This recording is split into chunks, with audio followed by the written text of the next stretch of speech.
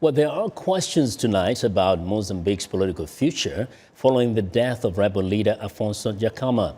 He died unexpectedly on Thursday at the age of 65. President Filipe Nyusi says the country's peace process must not collapse in the wake of Dhlakama's death. He hailed the rebel leader as a citizen who has always worked for Mozambique and said he was distraught by the news of Dhlakama's death. For 39 years, Dhlakama led Renamo, the rebel group which fought a 16-year civil war against the ruling Renamo party until 1992. Renamo then emerged as an opposition party but retained its armed fighters. Since 2013, Dhlakama has been in hiding out in the remote Gorongosa mountains after sporadic conflict erupted again in the country.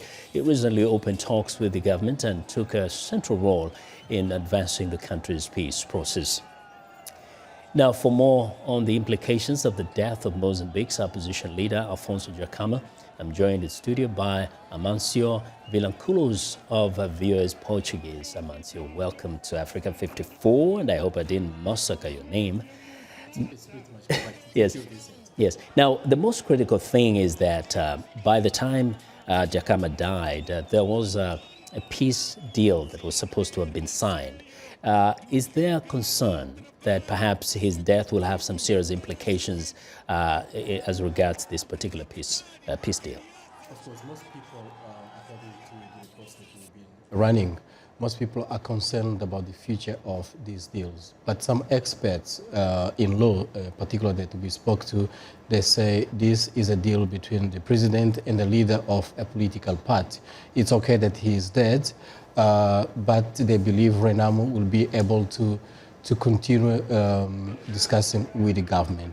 But at the same time, even among Frelimo members, there are some who are not totally in agreement with the deal, because Renamo is demanding that a certain winning party should appoint governors for a specific province, which some members of Frelimo party do not necessarily agree, but the president is in favor of this because he wants peace. So some people, they say, maybe Renamo won't have someone strong with the strength of Dhlakama to continue pressing Frelimo to finalize this deal, which is now sitting in the parliament. So Dhlakama did exactly what so many other African leaders do. He did not groom anybody openly to take over after him. So the vacuum is left.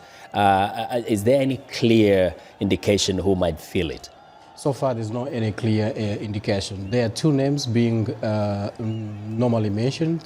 One is Yvonne Soares, who is chief whip of Renamo party in the parliament.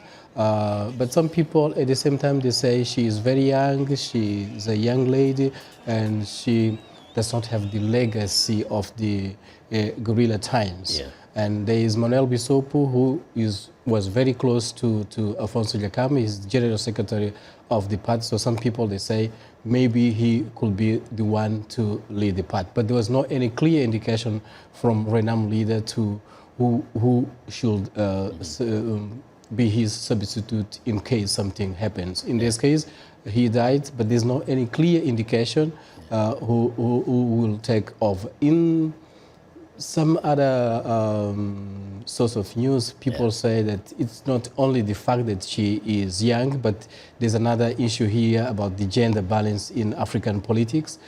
People don't believe that she can lead, but she has been very vocal even within the parliament. At the same time, Mozambique is a country of 28 million, and half of the population is really above 35 years old. So maybe she will be in a better position because she represents the majority of the people in the country. But there's a challenge that has been left with this vacuum that Dhlakama left. Well, we'll watch and see what happens after. Now, we thank you very much, Amancio, for joining us today. Thank you, Vincent. Have a good show. Appreciate it.